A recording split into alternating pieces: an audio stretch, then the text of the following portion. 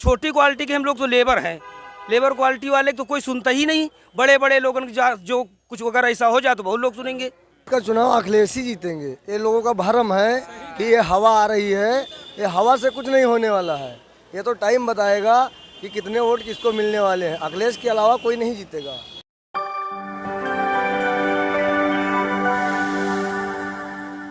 भैया उत्तर प्रदेश 2022 में कौन जीतने जा रहा है? भाई जो अच्छा काम करेगा वही जीतेगा। कौन अच्छा काम किया है आपके हिसाब से? हमारे हिसाब से तो अभी जो चल रहा है वो तो गड़बड़े चल रहा है। अच्छा, अभी जो चल रहा है वो गड़बड़ चल रहा है। हाँ, अच्छा काम किसने किया था? क्योंकि आपने तो बीएसपी का भी कार्यकाल देखा होगा, एसपी का भी कार्यकाल देखा होगा। हाँ। हमारे हिसाब से तो अखिलेश भी अच्छा काम किया था। मायावती भी मजदूरों के हित में अच्छा काम किया था। तो कौन लग रहा है, कौन आएगा? हमको तो आएगा ये भाजपा आना चाहिए, आएगा फिर। आएगा लेकिन भाजपा ही। हाँ अच्छा, हाँ, आपको क्यों लग रहा है कि भाजपा फिर से आएगा? हमको पता है 2022 में फिर जीतेगा भाजपा। भैया कौन जीतने जा रहा है उत्तर प्रदेश 2022? अखिलेश यादव जीतेगा। क्यों लगता है आपको अखिलेश यादव? अरे इधर आइए, इधर आइए, इधर आइए, अरे इधर आइए। भैया एक बार सिर्फ बोले कि अखिलेश यादव जीतेंगे और फिर पीछे से निकल गए। भैया उत्तर प्रदेश 2022 कौन जीतने जा रहा है? नहीं, अब हमें ये तो पता नहीं कौन जीतेगा। फिलहाल अखिलेश जीतेगा। फिलहाल अखिलेश जीत रहे हैं। जी। पता भी नहीं है और अखिलेश जीत रहे हैं। अरे जीत रहा है तभी तो बता रहे हैं। अच्छा, क्योंकि आप किसी से मालूम कर लो, ज़्यादा से ज़्यादा अखिलेश के मिलेंगे यूपी में। कई लोग हैं जो कह रहे हैं कि हिंदू राष्ट्र बना रहा है भारतीय जनता पार्टी, इसकी वजह से फिर आएगी सरकार। अरे लखीमपुर में जाके देख लो, हिंदू राष्ट्र बन रहा। हिंदू राष्ट्र जो बनवाना चाहते हैं वो तो किसानों को मार रहे हैं। किसी और से बात करिए। हिंदू राष्ट्र जो बना रहे हैं वो किसानों को मार रहे हैं, ऐसा इनका कहना है। भैया उत्तर प्रदेश 2022 कौन जीत रहा है? हमका नहीं मालूम है सर, हमका नहीं मालूम है। नहीं मालूम है। फिर भी कौन जीत रहा है? योगी, अखिलेश, मायावती, ओवैसुद्दीन ओवैसी? ये तो उन्हीं जाने, हमको नहीं मालूम है।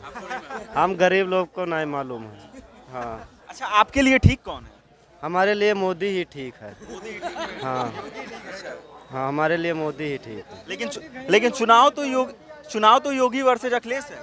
अच्छा, उसको तो हमका नहीं मालूम है। अच्छा, नहीं मालूम। हाँ, भैया इधर आइए। उत्तर प्रदेश 2022 कौन जीत रहा है? 22 का चुनाव अखिलेश ही जीतेंगे। ये लोगों का भ्रम है कि ये हवा आ रही है, ये हवा से कुछ नहीं होने वाला है। ये तो टाइम बताएगा कि कितने वोट किसको मिलने वाले हैं। अखिलेश के अलावा कोई नहीं जीतेगा, क्योंकि उन्होंने बहुत अच्छा कार्य किया। जो स्मार्ट सिटी बनाया लखनऊ को, तो माया अखिलेश ने ही बनाया है। इनका कोई कार्य यहाँ नहीं दिख रहा है। हम लोग यहाँ आते हैं, हम लोगों को मजदूरी भी नहीं मिल रही है, क्योंकि अगर इसमें कार्य करते हैं लोग तो हम लोगों को दिहाड़ी तो मिलती। जैसे जनेश्वर बना, कितने लोग काम करते थे। अम्बेडकर बना, कितने लोग काम करते थे। आज उसमें पर्यटक लोग भी आते हैं, सबको अच्छा लगता है। विश्व स्तरीय पार्क बना, अंतर्राष्ट्रीय केंद्र बना, जयप्रकाश नारायण बना, क्रिकेट स्टेडियम बना। ऐसे ऐसे कार्य इन लोगों ने किए। ये बताएं योगी जी कि उन्होंने कौन ऐसा कार्य किया है जो विश्व में इनका नाम हो जाए कि लखनऊ में उन्होंने ऐसा कोई कार्य करके दिखाया हो। योगी जी कहते हैं हमने फिल्म सिटी बना दिया। फिल्म सिटी तो पहले से बना हुआ था भाई। सहारा तो पहले से था। सबसे बड़ा स्मार्ट सिटी सहारा ही था। वो तो आज भी है। सुब्रत राव भले ना जेल में हो, सहारा आज भी भले ना उसमें शूटिंग हो रही हो, लेकिन वो तो बराबर उसी का बनवाया हुआ है। और उन्होंने कहाँ शूटिंग घर बनाया है, हम लोगों ने तो जाना भी नहीं। नहीं तो नोएडा में बन रहा है ना फिल्म सिटी। तो नोएडा में, मान लीजिए नोएडा में बन रहा है तो नोएडा लोगों को मिलेगा, वहाँ के लोगों को मिलेगा। पर हम तो बहराइच के रहने वाले हैं, हमारे बहराइच में भी कोई कार्य नहीं हुआ। 1,20,000 रुपये आवास का मिलता है, उसमें न्यू नहीं होता है। लोग बताते हैं कि हमको आवास मिल गया। अरे 1,20,000 रुपये में तो न्यू नहीं होता है। 4 पिलर खड़े कर दो, 1,20,000 रुपये का काम सिस्टम समाप्त। अब आगे का पैसा कहाँ से आएगा जब लोग अपना आवास बनाएंगे?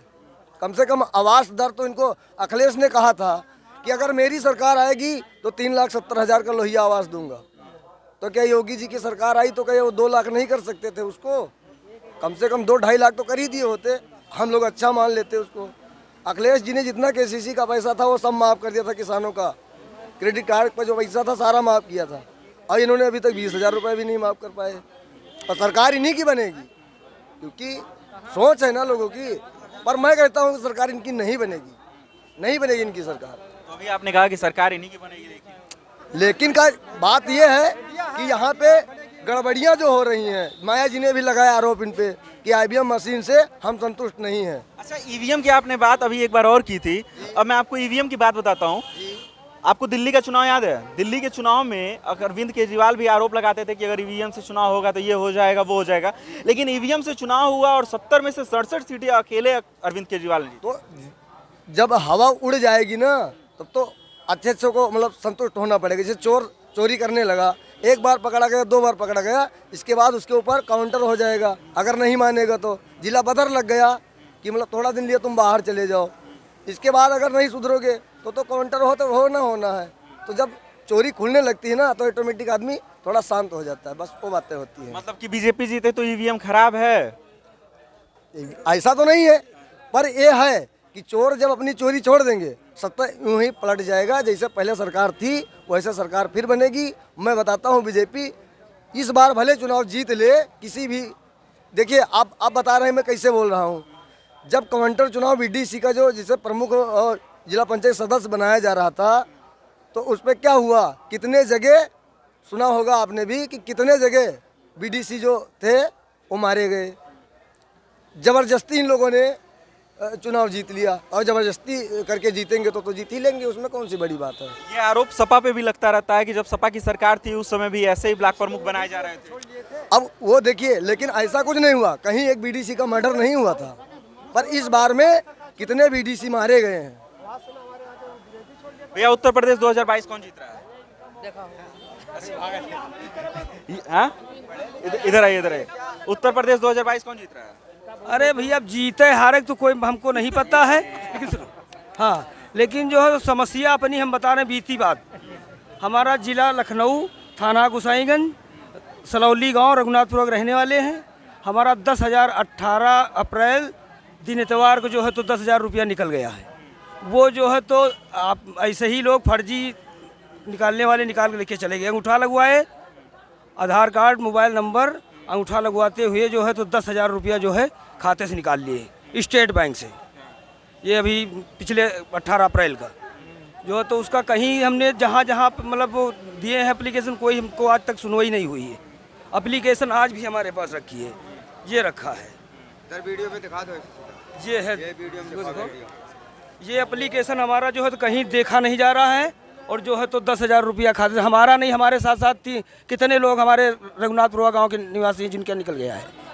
तो जो है तो इस तरह की धांधलेगर्दी इस सरकार में हो रही है। अगले बहुत पहले से हम देख रहे हैं, आज करीब 45 साल हमारी उम्र है। लेकिन ये समस्या तो बैंक का है ना? बैंक है, बैंक में हमने दिया एप्लीकेशन, थाने में दिया, लेकिन हमारा कोई सुना नहीं आज तक। तो इसलिए जो है तो जहाँ समस्या होगी जो कोई आएगा उसको बताएंगे तो ही है। इसलिए जो है तो बता रहे हैं कि ये कोई सुन नहीं रहा हमारा, जहाँ एप्लीकेशन दिया कोई दिया नहीं, देखा नहीं। और ये तमाशा अब इस सरकार में ये धांधलेगर्दी चल रही है। हमको तो जान पड़ रहा है इस धांधलेगर्दी से होते हुए इनकी सरकार नहीं आएगी आगे चल के, बिल्कुल नहीं आएगी। लेकिन इस धांधली की जिम्मेदार तो बैंक होगा ना? बैंक होगा, लेकिन बैंक के ऊपर तो सरकार है ना। बैंक अपने आप खुद तो है नहीं, बैंक के ऊपर हर एक के ऊपर किसी न किसी कोई ऊपर है, तो उसको देखा जाए, सरकार देखे। अब जनता, हम लोग तो छोटी क्वालिटी के, हम लोग तो लेबर हैं, लेबर क्वालिटी वाले तो कोई सुनता ही नहीं। बड़े बड़े लोगन जो कुछ अगर ऐसा हो जाए तो बहुत लोग सुनेंगे, छोटे लोगन कोई सुनता नहीं आज तक। यही है हमारा।